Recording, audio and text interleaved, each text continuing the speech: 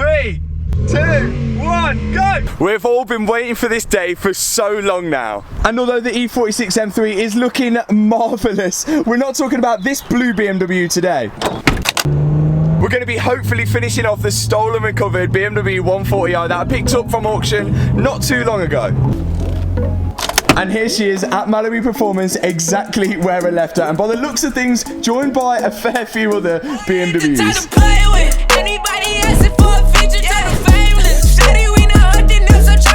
So if you're new to the channel and you're wondering why does the 140i not look like a 140i? When I first bought the 140i, it was completely stripped to bits. So instead of buying a 140i front end for it, which was missing, I went and bought an M2 front end. That included the headlight, the bumper, the wings, the bonnet, till eventually we had something which looked like that. I've since then done so many more modifications, including in the last video, the high pressure fuel pump and of course, the hybrid turbo.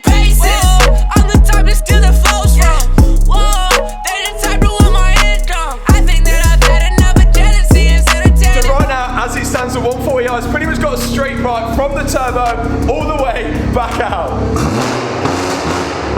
And it's insanely loud. And it's been stage 2 tuned at the moment, so it's around 420, 430 bhp. That was before I fitted the hybrid turbo to it and the high pressure fuel pump. So we're going to do the first run, see how it runs off the bat, and then Phil is going to get his tuning book out and start tuning this thing and see where we can get to, hopefully over 500 bhp.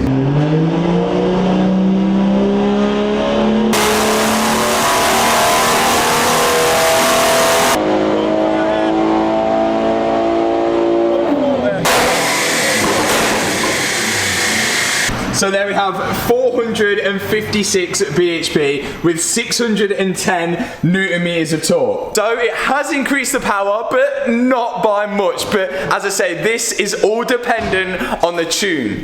Now this part is going to look like 5 minutes on the camera when this has actually been over a week lot of work for Phil to sort of develop a tune for the hybrid turbo, and then also not only that, sort out a tune for the gearbox as well to allow for the torque to be bumped up, that sort of stuff. A lot of technical stuff that I don't really understand, but when you're doing stage 3 tunes, it's not a 5-minute job. So this is a massive shout out to Phil at Mallory Performance. All the links are in the description box for them as well. But we're about to find out whether it's all been worth it. Let's get the first run with the hybrid turbo on and Phil's nice new tune.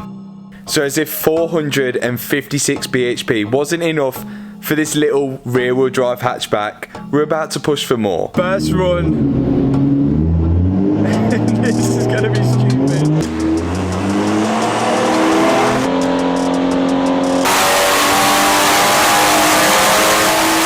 Sounding quicker. It's so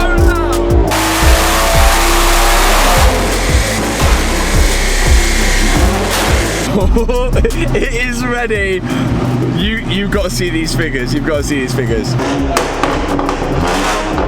But it's so much louder than before as well. He's done something to the valves and the exhaust. Give it some. Oh my god, that is stupid. There's some like flaps in the exhaust and now they're constantly open.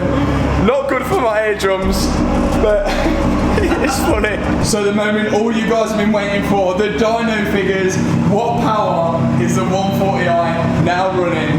Check this out, 533 bhp with 637 Newton meters of torque. This thing is going to be an absolute animal on the road. Rear-wheel drive hatchback with over 500 brake.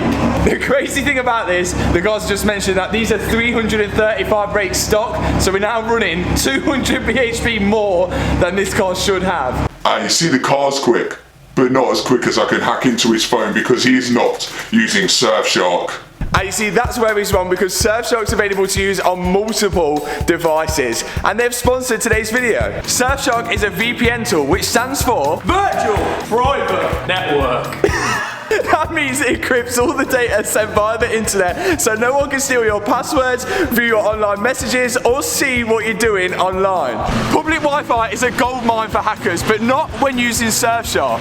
And that's not the only thing it can do. I can literally be anywhere at any time. Check this out. So let's say you're browsing Netflix in the UK and you want to watch a cool film like Fast and Furious, but it's not available. No problem, go to the top right hand corner and click on Surfshark, change your browsing location to somewhere like Canada, go back onto Netflix, give it a refresh, and what do you know, it's available to watch. So to get Surfshark today, click the link in the description box below, use code Matt Armstrong, and that's going to get you 83% off plus an extra 3 months for free. There's a 30-day money back guarantee, so there is literally no risk. Now, it wouldn't be one of my videos without a modification, and before we take the 140i out, we've got something a little bit special for it. Da da da!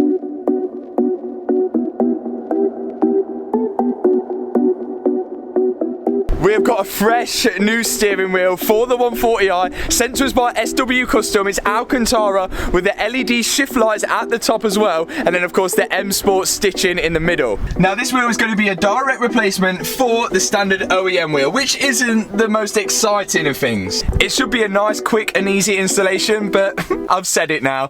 Let's get to it. First off, we need to disconnect the battery because safety. Then swiftly on to removing the airbag. There's 2 holes in the rear of the steering wheel. Use the screwdriver to push the clips out, and then you're left with something like this. Once you've disconnected all the electrical connections on the steering wheel, I can then undo the 60mm bolt to take off the steering wheel from the actual steering column. Then it's just a case of stripping all the old parts off the old steering wheel and moving them onto the new steering wheel. Now the new steering wheel is still a genuine BMW part. It's just been modified by SW Custom, and everything has been made in Bulgaria by them. And as a bonus, the LEDs comes with 2 years warranty. Now I'm left with these 2 extra wires which are on the new steering wheel, the positive and the negative. The negative I'm going to attach a little connection to and ground it to the existing ground on the BMW steering wheel. And with the positive cable, I'm going to splice off this red cable on the top, which is also a positive cable. And here you can clearly see where the ground cable is routed. And then we just got to put it all back together. The good thing about SW Custom, they pretty much do any brand, any customization, any material and any size. And there we have it. Mine's fitted and looking fresh. But there's one more thing. This little OBD thing. I've got to open the little hatch for the OBD port, pop in the little white OBD connector, and that will send a signal to the steering wheel. Check it out. It is working. We've got loads of different sort of settings and temperatures. Let's turn this on. Oh yes, that is absolutely sick. Look at the revs. It's like a Formula 1 steering wheel. I actually love that. It's going to be even more fun to drive now with this sort of F1 steering wheel. If you guys wanted to grab one of these for your car, I'll put a link in the description box below, along with a discount code as well. With that done, now it's time to test out the 140i's new power, and there's only one place I can think of where we should do this.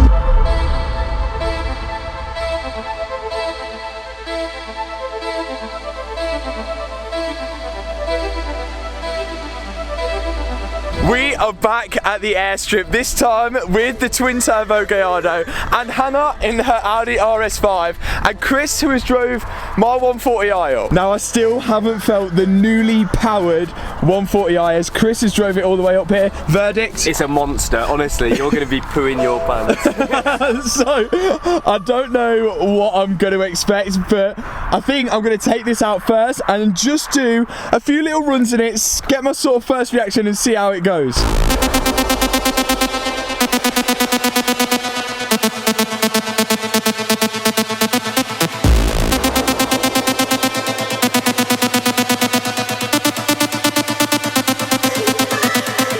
Okay, here we go. Now I'm really bad at trying to explain how quick things are, so I'm just going to put my foot down and, well, we'll see. Let's see how she goes.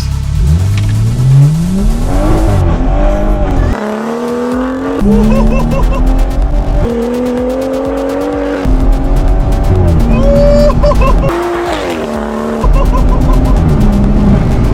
my god! That is insanely quick. I don't know how much traction I actually had. Oh my Gideon! I had no idea how much traction I actually had, but that was actually insane. first impressions, this thing is absolutely mad. I have brought a draggy with me so we can try and get 0 to 60 is just irrelevant in this rear wheel drive car. It's almost too much power to even try and do that. But we can see what quarter miles time we can get, and we could probably do a 100 kilometer to 200 kilometer time as well. So let's see how that goes. So with the draggy connected, it was time for the 140 to step up for the quarter mile. I don't know what figures to expect. Let's see what it can produce.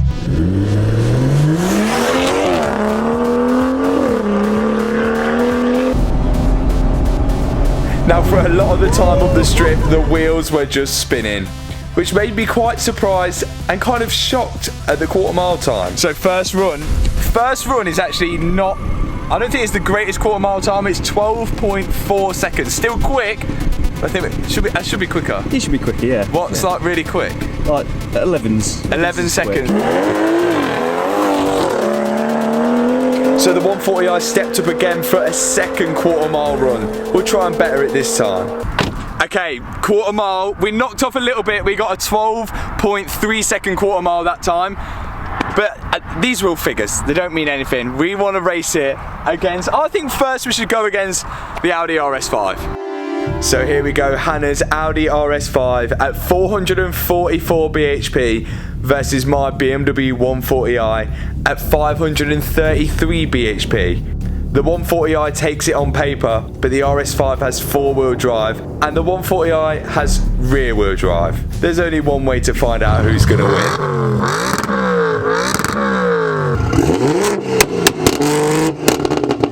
Okay, here we go. We're on a budget, so we don't have a 3-2-1er, so we're going to go for 3-2-1 and shout it. It's quite a tight runway as well, so whether this works or not, I don't know. I'm going to get in sport. You all set? I'm nervous. I'm not going to get off the line, am I? You ready? 3, 2, 1, go!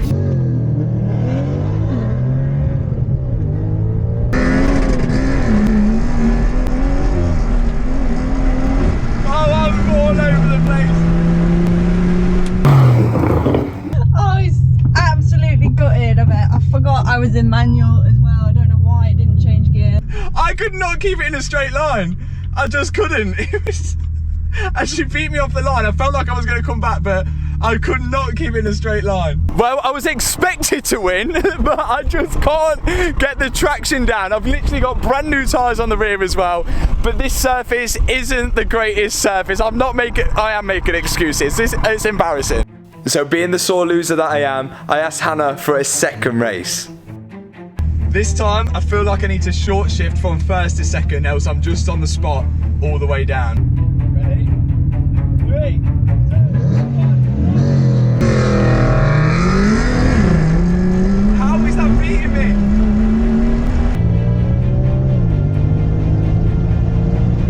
I'm coming back though. Smashed it. You haven't got a chance. I can't get traction. I just can't. There's too much power to the rear wheels. So with traction being the main issue, I thought it'd be good to test out a rolling race. Okay, now we're having a change of driver. Chris is a slower driver, so I feel like it'd be easier. You're not ready for the smoke. So the race starts at 30 mile an hour, then we'll plant it. Come on, RS5. Let's go. Oh no! No! Yes! The 140's doing it! He's at me! No!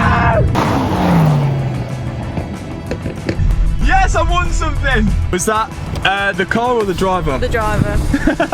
That is way closer than I thought it was. I'm not happy I've lost. I want a rematch. We're going to have another go. Let's have another go. So with this time Chris being the sore loser, we stepped up again for a second race. The key to this, because of the conditions, is to just get in front. Once you stay in front, you're in front then. Science. Here we go.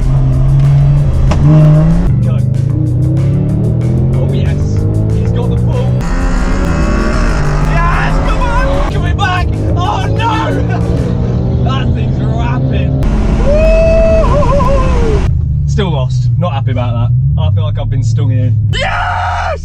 Okay, so there we have a successful day, well, a semi-successful day, beat once by the RS5, but then I came back on the rolling race with obviously the 140i, which is now over 500 bhp, which is absolutely mental. As for the Lamborghini, well, I thought the RS5 would get absolutely spanked by the 140i, so I'd be interested to see how the Lamborghini does against both of these cars, but I feel like that should be a separate video. I'm really sorry, but let me know in the comment section below if you do want to see it on the quarter mile and also against all these cars, or maybe a car that you own. Let me know in the comment section. If you've enjoyed this video, hit that subscribe button, hit that thumbs up button, and I'll see you in the next video. Peace out.